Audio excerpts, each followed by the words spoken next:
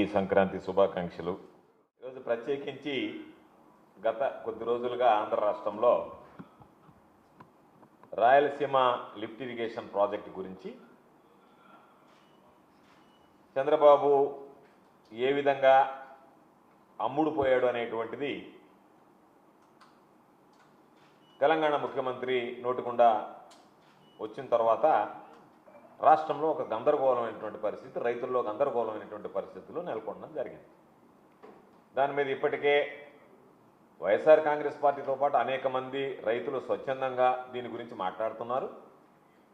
అనేక రకాలైనటువంటి చంద్రబాబు నాయుడు చేస్తున్నటువంటి ఈ దమనకాండ మీద రకరకాలైనటువంటి విమర్శలను కూడా ఈరోజు రైతాంగం చేసేటువంటి పరిస్థితి మనం ఆంధ్ర రాష్ట్రంలో ప్రత్యేకించి రాయలసీమ, నెల్లూరు జిల్లాలో చూస్తున్నాం. చంద్రబాబు నాయుడు తెలంగాణతో ఒక రహస్య ఒప్పందం కుదుర్చుకొని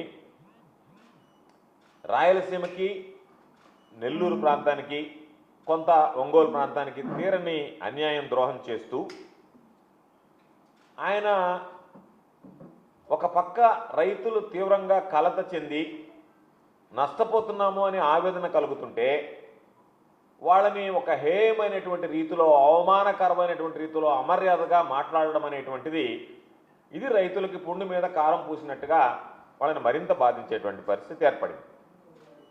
ఇప్పటికే చంద్రబాబు అనేటువంటి వాడు తీసుకున్నటువంటి నిర్ణయంతో చంద్రబాబు నాయుడుకి సంబంధించినటువంటి అనుకూల మీడియా కానీ, చంద్రబాబు నాయుడు ఉసుగొలిపేటువంటి చెంచాలన్నామా, ఊరకొక్కలన్నామా, ఎవడైనా సరే ఎవరు ఎన్ని రకాలుగా మాట్లాడినా చంద్రబాబు అనేటువంటి వాడు రైతుల దృష్టిలో, ప్రజల దృష్టిలో చరిత్రహీనుడిగా ఈరోజు మిగిలిపోయినటువంటి పరిస్థితి రాయలసీమ లిఫ్ట్ ఇరిగేషన్కి సంబంధించి ప్రతి ఒక్కరు మాట్లాడుతున్నారు. ఈరోజు చంద్రబాబు నాయుడు స్వార్థంతో రాష్ట్ర ప్రజల ప్రయోజనాలను తాకట్టు పెట్టాడు. చంద్రబాబు నాయుడికి రైతాంగ ప్రయోజనం, ప్రజల ప్రయోజనాలు పట్టవు. తన స్వార్థ ప్రయోజనాలు తప్ప వేరే ఒకటి గురించి ఆలోచన చేయడు.